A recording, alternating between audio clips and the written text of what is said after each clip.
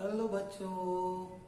तो आज हम पढ़ेंगे ज्योग्राफी का first lesson, resource and development.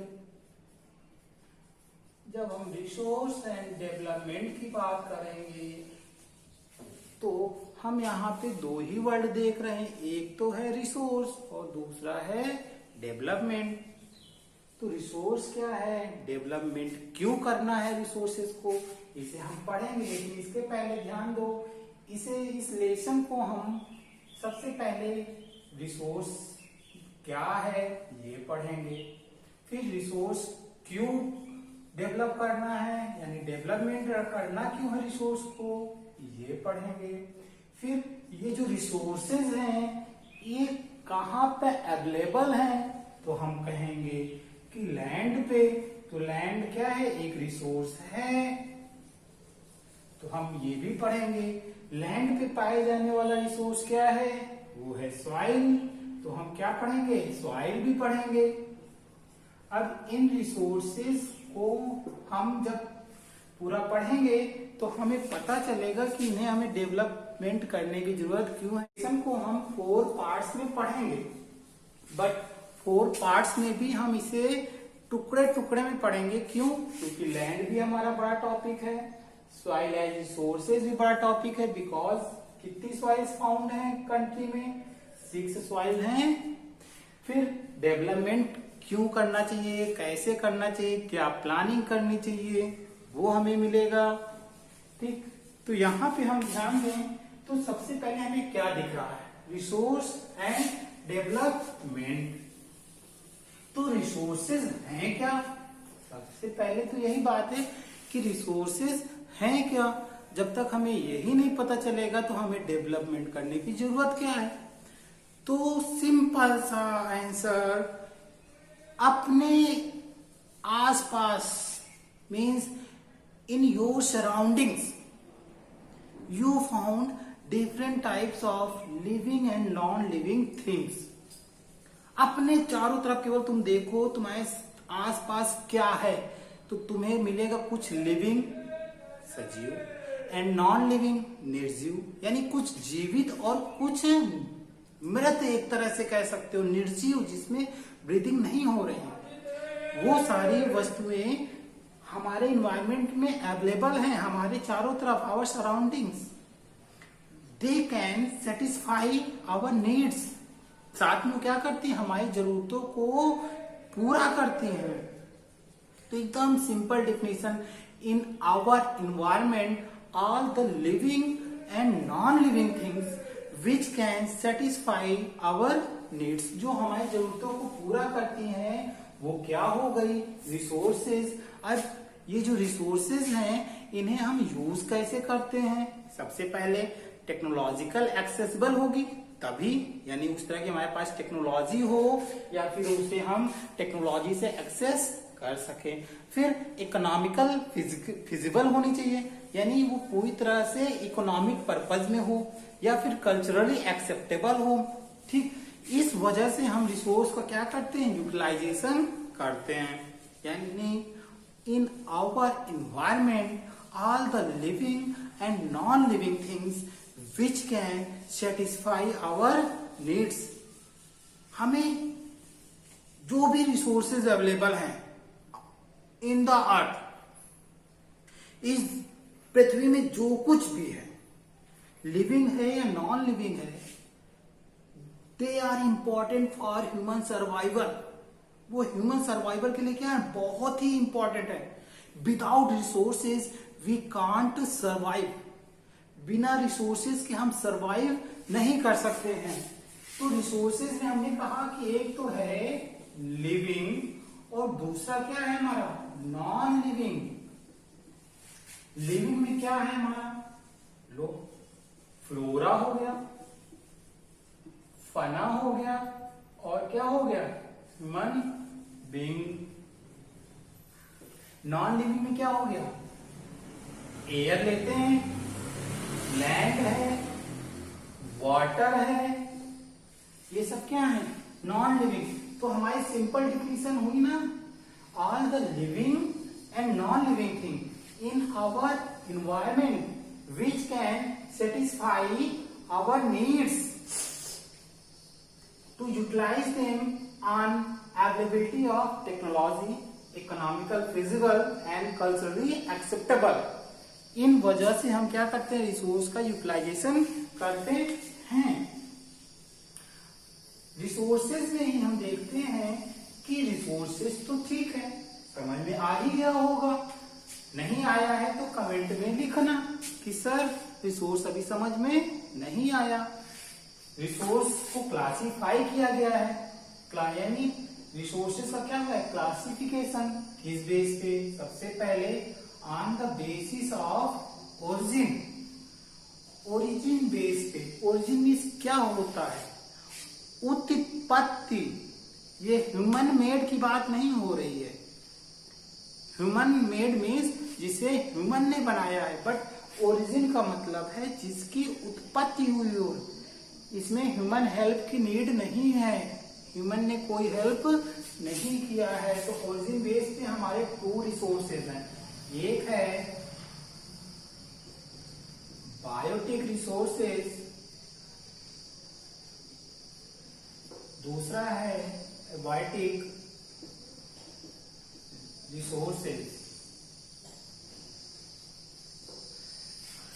Biotic, bio means life, all the living things in our environment। Resources का ही पार्ट है ओरिजिन, उसमें क्या है, biotic, abiotic, all the living things. अब लिविंग क्या है, लिविंग में तो केवल हमें मिलेगा फ्लोरा, फना, ह्यूमन बीइंग्स। यही तो हमारा क्या हुआ, biotic. All the living things in our environment known as biotic resources. तो अब यहां पे देखें एबायोटिक क्या है, all the non living things. Non living में क्या हो गया, एयर, लैंड, वाटर, सॉइल, वन। All the non living things in our environment such as air, land, water, soil considered as abiotic resources. Air हमने बनाया, origin की बात हो रही, इस बात को ध्यान देना। लैंड हमने बनाया, वाटर हमने बनाया, सॉइल हमने बनाया नहीं, बनाया ना, यानी इसलिए इसको कहा गया on the basis of origin. अब दूसरा देखते हैं फिर क्या है हमारा, दूसरा है on the basis of exhaustibility.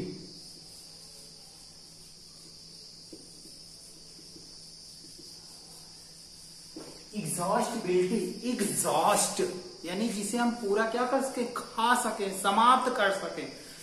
On the basis of exhaustibility हमारे 2 रिसोर्सेज हैं।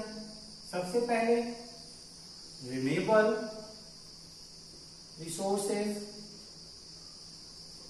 दूसरा non renewable.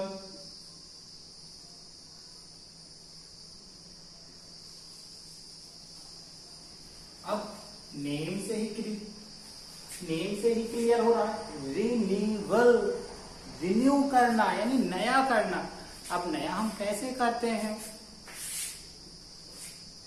Those resources which can be reproduce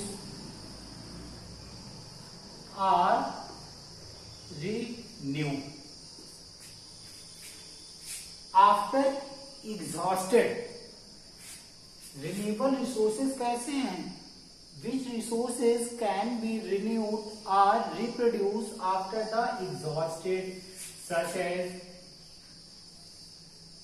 air means wind energy बात करते हैं, wind energy, solar energy, water, forest. हम इन सभी का क्या करते हैं, इनको रिप्रोड्यूस करते हैं, रिन्यूड करते हैं।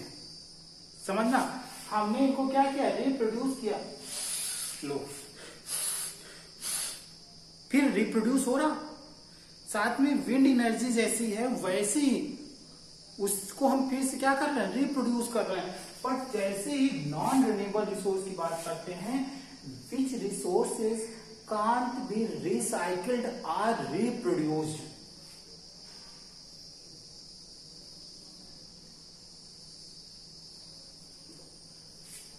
Those resources which can't be reproduced after exhausted, यानी ऐसे रिसोर्स जो एग्जॉस्ट होने के बाद उन्हें रिप्रोड्यूस ना किया जा सके, जैसे कोल, फॉसिल फ्यूल्स। यहां पे केवल थोड़ा सा ध्यान देना, coal, once time you burn the coal then it produce the energy, energy produce हुई यानी heat, after some time it will be exhausted, पूरी तरह से क्या हो गई, समाप्त हो गई। वैसे ही फॉसिल फ्यूल्स, गाड़ी में पेट्रोल भर के चल दो, घूमो 1 किलोमीटर, जितना पेट्रोल खत्म, तो क्या उसे हम रिप्रोड्यूस कर पाएंगे, नेवर। तो यही कह रहा है कि those resources which can't be reproduced after exhausted such as coal, fossil fuels, but minerals, यहां पे थोड़ा सा ध्यान देना, minerals can't be recycled, mineral can be recycled, minerals को हम रिसाइकिल कर सकते हैं। हमने रिप्रोड्यूस की बात नहीं की, रिसाइकिल। रिसाइकिल में क्या होता है, हम देखते हैं कि after 2 or 3 years later the mobile will be destroy, maximum parts were destroy हो जाते हैं ना, काम करना बंद कर देते हैं, तो हम उसे क्या करते हैं, या तो बेच देते हैं, and some peoples recycled on the service centre, वहां पे उसे रिसाइकिल बिन में छोड़ आते हैं।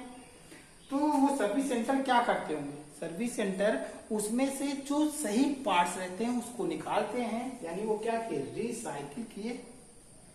Few minerals can be recycled because these resources formation take a millions of year.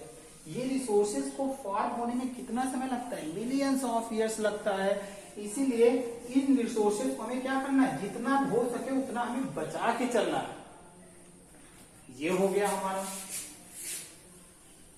Next क्या है हमारा, अब देखो, on the basis of ownership.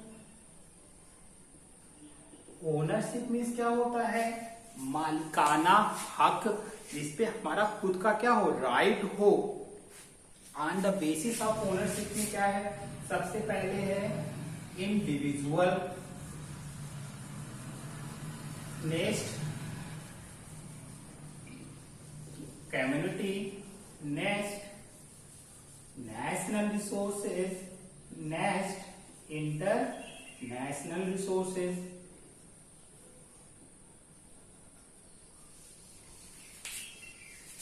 Individual, individual means एक।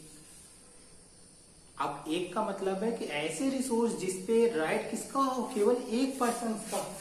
सिंपल हो गया ना, these resources are controlled by a family or a person.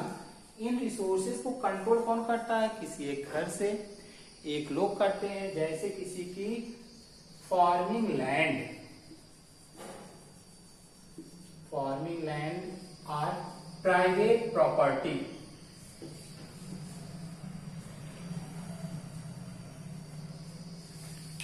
Clear. Second community. Community, एक घर की जब बात होती है तो वो हम इंडिविजुअल में लाते हैं, यानी घर से कंट्रोल हो या घर के एक पर्सन से, वो हो गया इंडिविजुअल। लेकिन जैसे घर के बाहर कई लोग मिलके किसी रिसोर्स को क्या करें, कंट्रोल। जैसे केवल इतना समझो कि शाम को जब तुम खेलने जाते हो इन द प्लेइंग ग्राउंड, तो ग्राउंड किसका है, किसी का नहीं ना, सभी लोग खेलते हैं। ये क्या बता रहा है, यही बता रहा है कि these resources are community resources which can be regulated or monitored by a members of the community, such as playing ground, grazing land, public pond, public wells, उसे कोई घर तो कंट्रोल नहीं करता, यानी कम्युनिटी के जो भी मेंबर्स हैं पूरा गांव मिलके उसको कंट्रोल करता है। प्लेइंग ग्राउंड में सभी आते हैं, ग्रेजिंग लैंड में सभी के एनिमल्स जाते हैं, पब्लिक पॉन्ड में सभी के एनिमल्स पानी पीते हैं, सभी लोग पानी भरते हैं, पब्लिक वेल्स में सभी लोग पानी भरते हैं। ये क्या हो गया? Community resources. अब नेशनल रिसोर्सेज, नेशनल से ही हो गया ना कि इन द टेरिटरी, किसी भी देश की सीमा के अंदर जो भी रिसोर्सेज हैं, टेरिटरी यानी बाउंड्री के अंदर जो भी रिसोर्सेज हैं, सब क्या हो गए? National resources. तो simple definition, all the resources belong to nation refers to the national resources the government can acquire। अब नेशनल रिसोर्सेज है तो गवर्नमेंट जब चाहे ये इंडिविजुअल और कम्युनिटी रिसोर्सेज को क्या कर सकती है? एक्वायर कर सकती है। किस पर्पज से?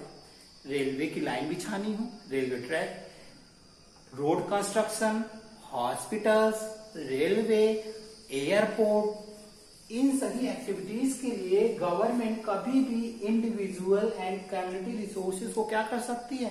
एक्वायर कर सकती है। वो हो गए नेशनल रिसोर्सेज, यानी in the country all the resources belong to the nation. Government can acquire the individual and community resources for the purpose of railway construction, airport construction, highway construction, school, college, hospitals, and also from the coast line. ध्यान से समझना आप यहां पे थोड़ा सा,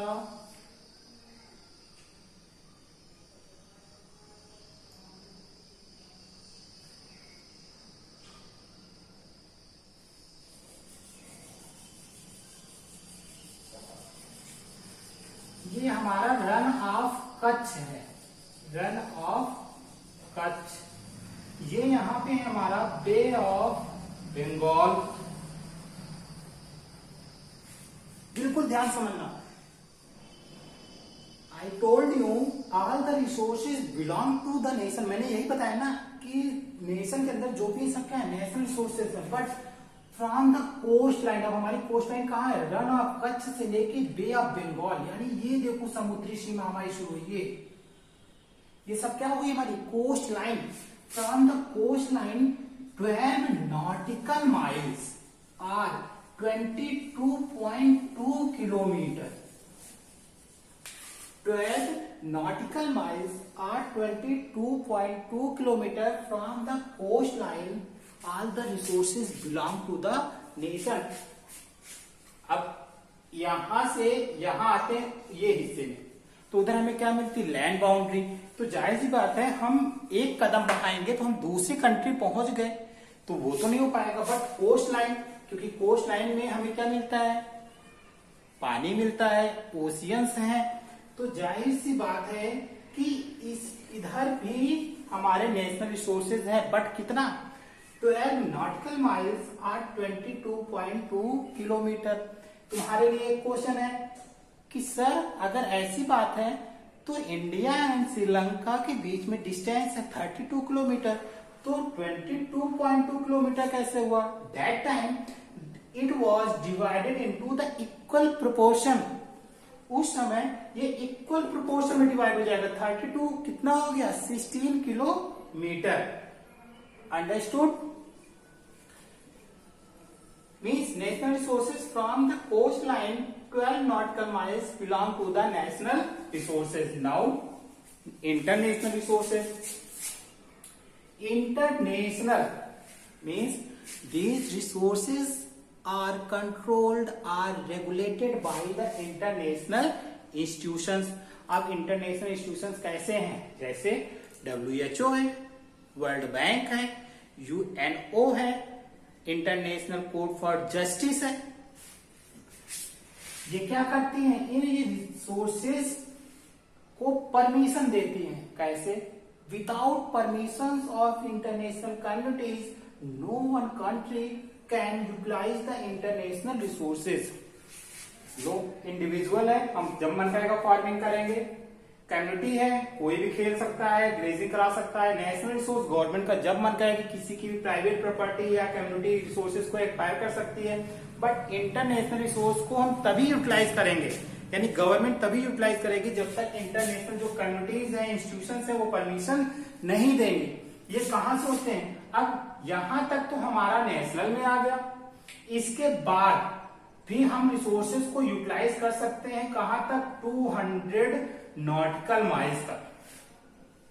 from यहां से लेते हैं हम कोस्ट लाइन से 200 नॉटिकल माइल्स तक हम रिसोर्सेज को यूटिलाइज कर सकते हैं, समस्या नहीं। But after 200 nautical mile, 200 nautical miles के बाद जो भी रिसोर्सेज आते हैं उन्हें हम यूटिलाइज नहीं कर सकते, क्योंकि उन्हें EEZ के तहत रखा गया है, एक्सक्लूसिव इकोनॉमिक जोन। ये क्या है? एक्सक्लूसिव इकोनॉमिक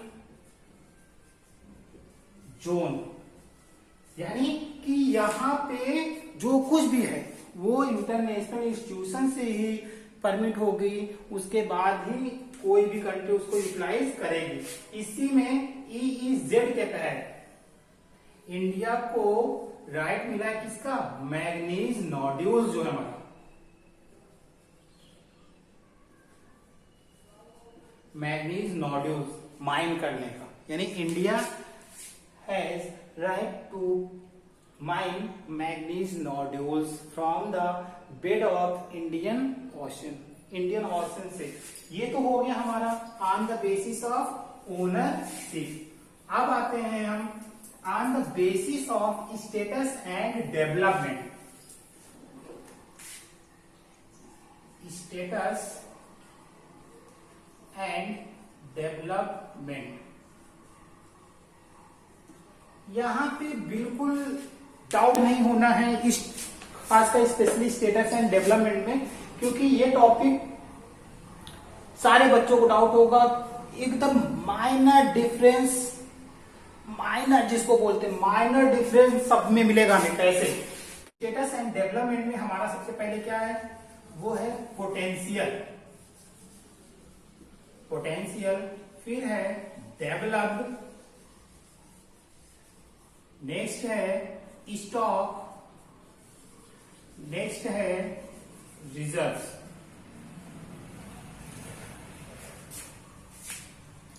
फिर से ध्यान से, बिल्कुल माइनर डिफरेंस है। पोटेंशियल की बात करते हैं, पोटेंशियल को हिंदी में बोलते हैं संभावना। हिंदी में क्या बोलते हैं? संभावना, यानी few resources are found in certain regions. हमने कह दिया कि कुछ रिसोर्सेज सर्टेन रीजन में फाउंड होते हैं, but due to lack of technology we are not utilizing properly. अब ऐसे कौन से रिसोर्सेज हैं कंट्री में जो सर्टेन रीजन्स में फाउंड होते हैं? तो हम देखते हैं wind and solar energy, wind and solar energy कहां पे फाउंड होते हैं? Western Rajasthan, western Rajasthan and Gujarat. यहां पे विंड एंड सोलर एनर्जी बहुत है।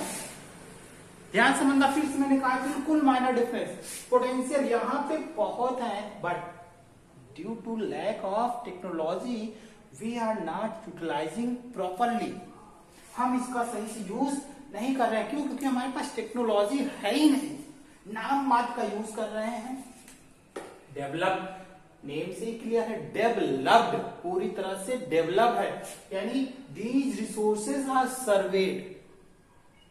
ये रिसोर्सेज क्या है? सर्वेड है, इनको चेक किया जा चुका है and defined there quality and quantity. Means यहां पे हमारे पास टेक्नोलॉजी नहीं है, इसलिए हम इसका प्रॉपरली यूज नहीं कर रहे हैं।